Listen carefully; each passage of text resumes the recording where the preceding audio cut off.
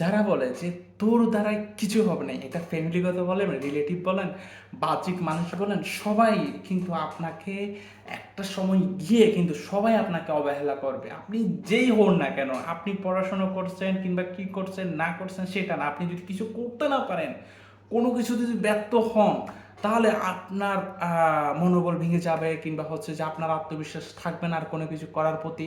না ভাই, এইভাবে কিন্তু আপনি বাঁচতে পারবেন না। আপনাকে বাঁচতে হলে অবশ্যই লড়াই করে যেতে হবে, সব সময় লড়াই করে যেতে হবে।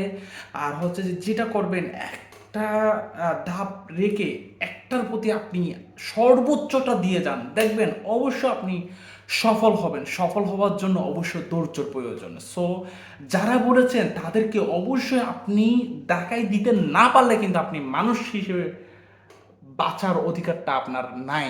অবশ্যই আপনি দেখিয়ে দেন আমি কিছু করে দেখিয়েছি। এবং যারা বলেছেন আপনাকে যে আমার দ্বারা কিছু হবে না, তাদের সামনে গিয়ে যাতে দাঁড়িয়ে বলতে পারবেন হ্যাঁ আমার দ্বারাই কিছু হয়, হয়তো বা আজ না হয় কাল। তো যাই হোক, আপনাদের এই কাজটা করার জন্য অবশ্যই ধৈর্যের প্রয়োজন, আত্মবিশ্বাসের প্রয়োজন।